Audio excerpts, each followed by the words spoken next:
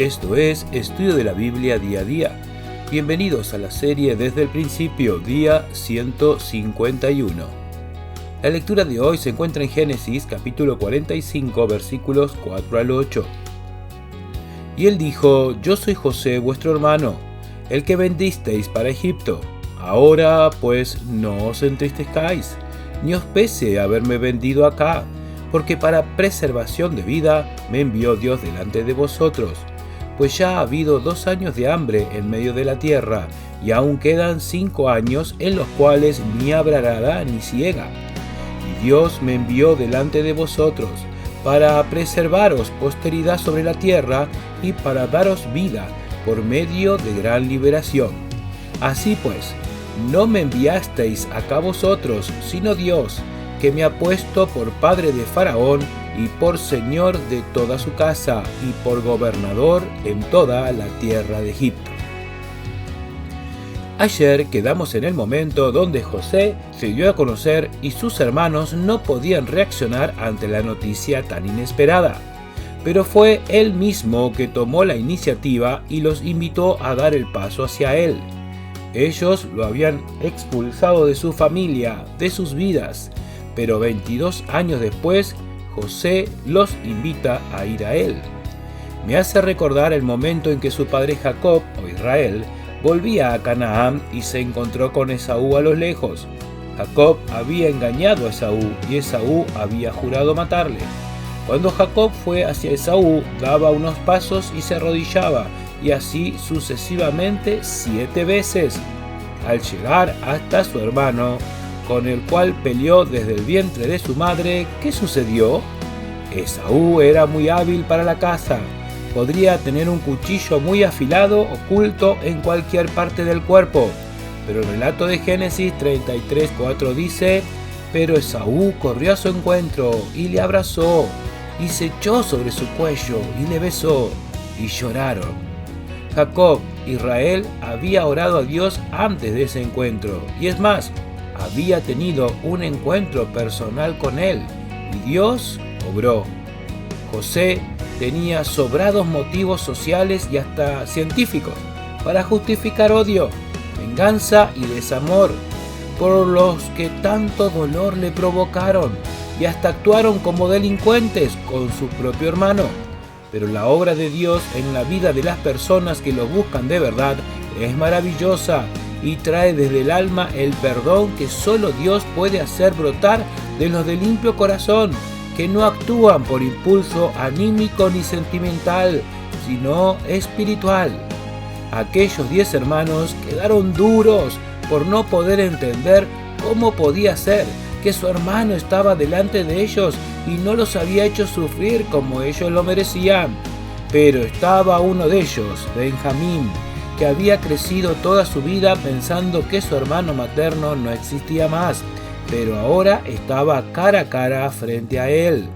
Muchas veces a lo largo del libro, desde el mismísimo jardín de Edén, hemos visto cómo las personas le habían echado la culpa a Dios de las cosas malas que pasaron. ¿Cómo fue el perfecto, justo y recto tendría lugar entre lo malo? Esa fue la justificación que usa el ser humano, que es acusado por su propia conciencia del mal que ha hecho en y contra su vida.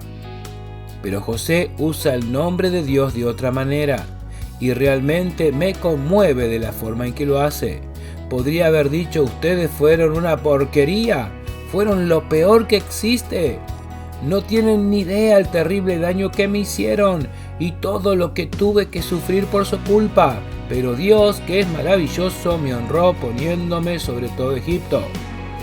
No, ya leímos que no se expresó de esa manera. Sus palabras fueron pocas y muy certeras. Esa es una primera lección.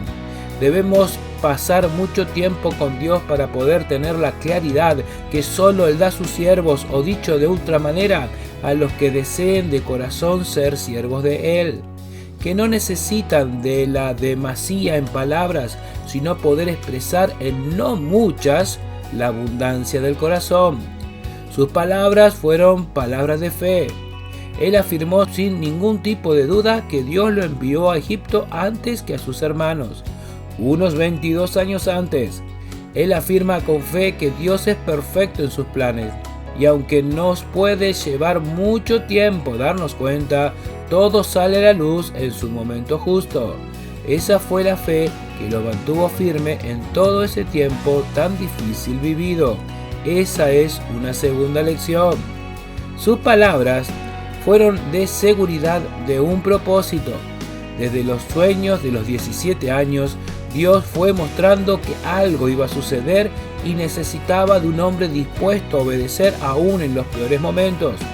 Nunca debemos olvidar que esos momentos tan difíciles en la vida de José fueron entre los 17 y 30 años, la juventud. Para muchos los mejores años para disfrutar de lo que la vida puede ofrecer en diversión, permisos no muy legales y morales que digamos, y mucho menos espirituales.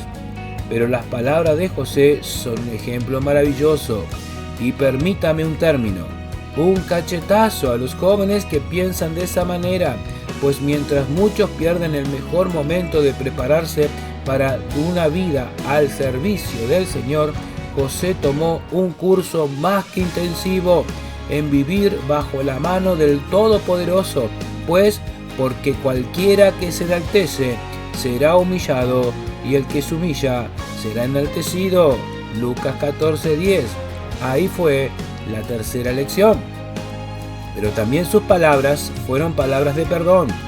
No hay lugar a duda que no perdonó a sus hermanos en ese momento. Dios había hecho una obra maravillosa y completa en el corazón dócil de José.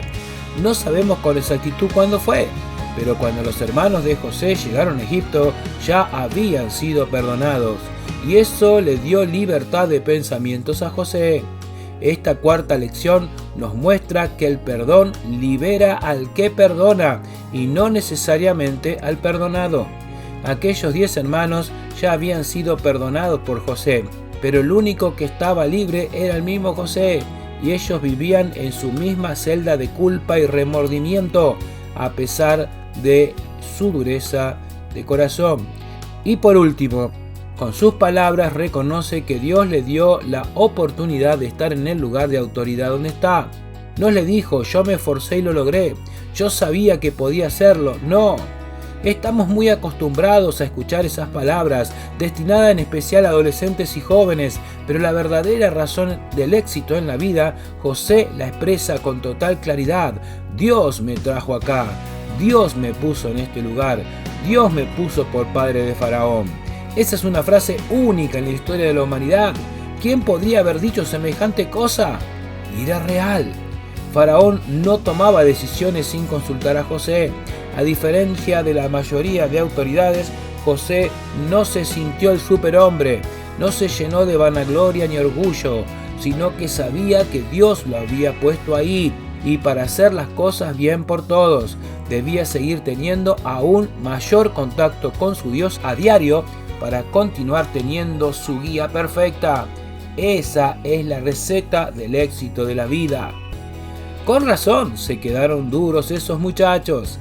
El hermano odiado no era solo el poderoso de Egipto, sino el maestro de vida más grande de todo lo que ellos habían escuchado en toda su vida.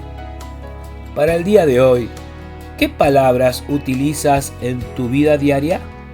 Tómate un rato y detente en cada uno de los 5 ejemplos de las palabras de José y piensa de qué manera lo podrías incorporar a tu vida y en tus palabras.